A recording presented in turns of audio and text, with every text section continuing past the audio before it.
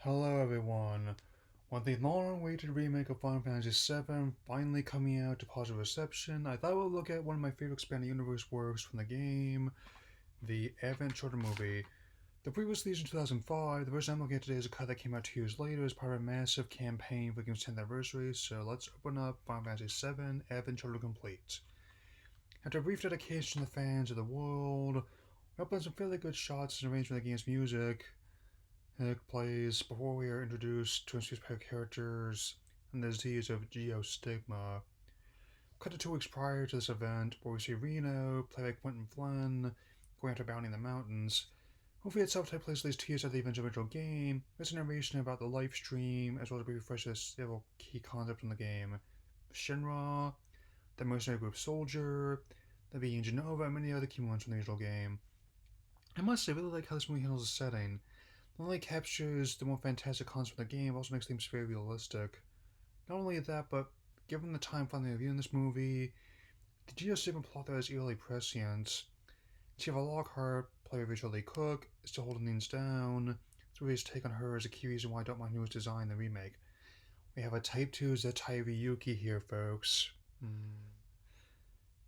Cloud Strife, voiced by Steve Burton, reprising his role from Kingdom Hearts games, is still coming into terms with the events of the past 2 years as he gets Tifa's message about Reno. Kadaj, voiced by Steve Staley, catches wind of this, as does Yazoo, voiced by Dave Wittenberg. He's stressed by every situation to make himself move out. Sorry, I couldn't resist. Their tree is running out by Laws, voiced by Vitaliscore.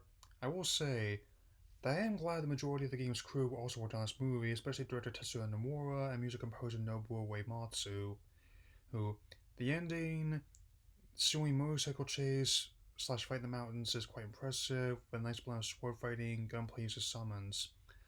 Unlike the spirits within movie I reviewed before, this one is canon in the games. Meeting up with Reno, Cloud gets a message from Barrett Wallace, voicing this one by Bo Billingsley. He also encounters Rufus Shenrock, voiced by Wally Wingard, though since Cloud is still shaking his past, reluctant to get back in the fight.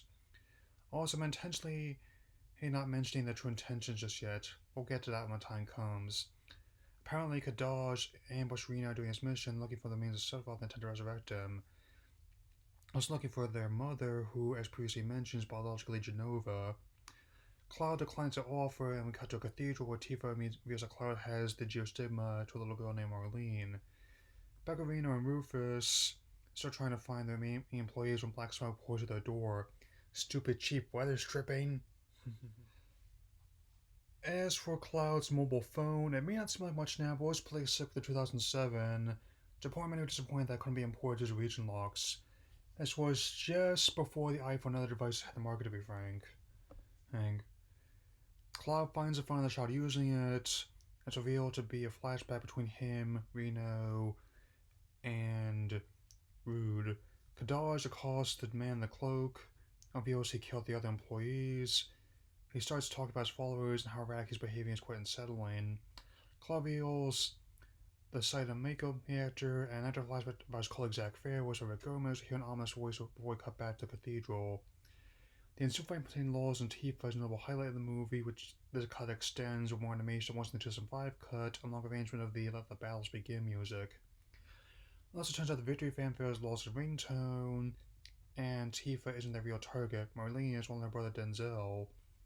Laws captures Marlene while Denzel falls in the group being taken by Yazoo. We cut back to Tifa's place, where Reno and Rufus manage to get Cloud and Tifa back inside upstairs bedroom, somehow. That a flashback to when Cloud and Denzel met, we regroup with him in present day. Transport reaches where Kadaj is, and he accepts a stolen material from Laws. Back with Tifa, Cloud knows that Reno and Rue are searching for Marlene, though Tifa wants to help Cloud, he's reluctant to accept it or help anyone else. Cloud heads Forgotten State based on eyewitness tip, which leads to arguably a strangest scene in the movie Kadaj's gang. Basically, it's an even weirder version of the Zion Wave Matrix Reloaded, but that's a matter for another day.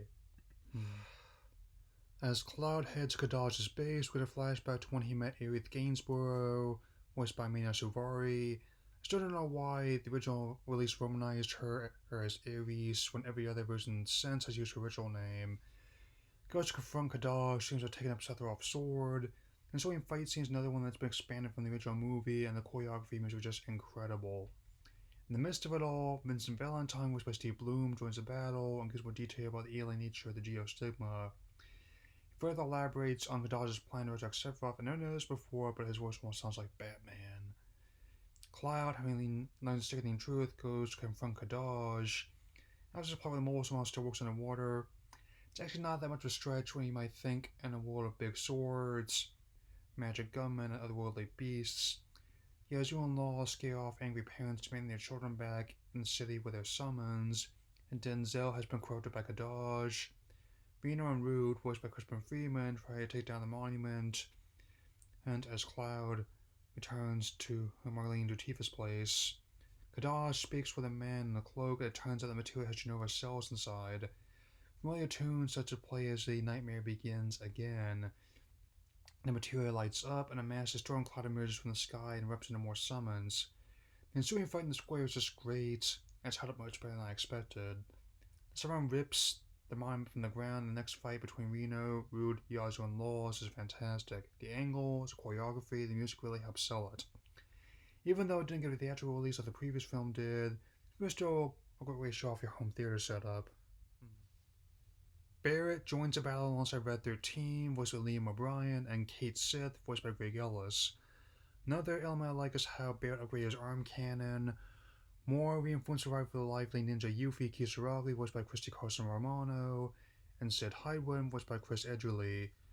This battle is one of the biggest expansions from the previous cut of the movie, and overall, the new footage adds a total of 1,000 scenes and 26 minutes extra content.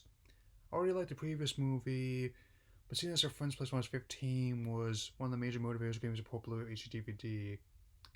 Remember that format, apart from maybe being this generation's Betamax or Laserdisc? Exactly. Rufus casts off his cloak, uses a black box and Kadaj's body as new host, Sephiroth Reborn, and voiced by George Newbern. Really like how, even when he's losing, his vocal persona never breaks his composure. Further in my comparison, and to the Matrix Reloaded, this last motorcycle chase reminds me of the one in that film with the Keyman, before his music almost sounds like the Morley's Overdrive. The fight between Cloud, Laws, and Yazoo and the tunnels and list stand out. We like Rude and Reno's exchange before they blow the bridge of Shinra's charges.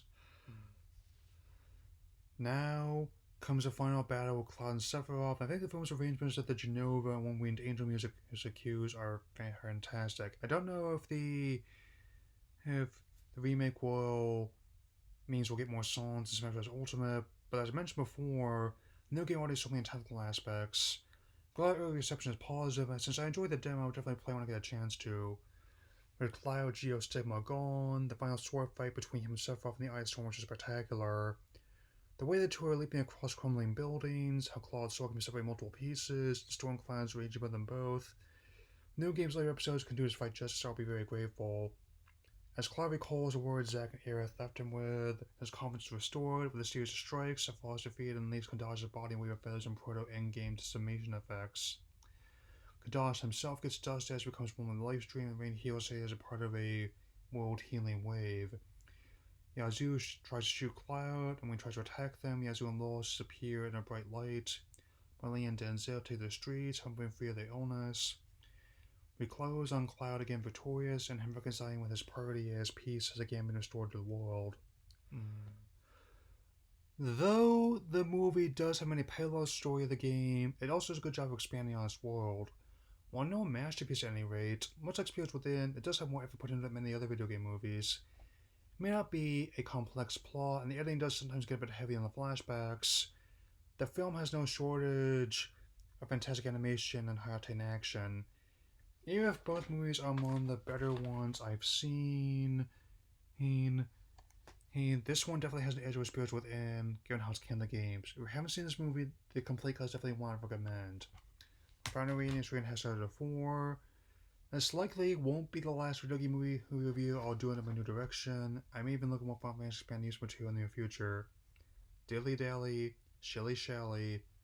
I'll see you again soon.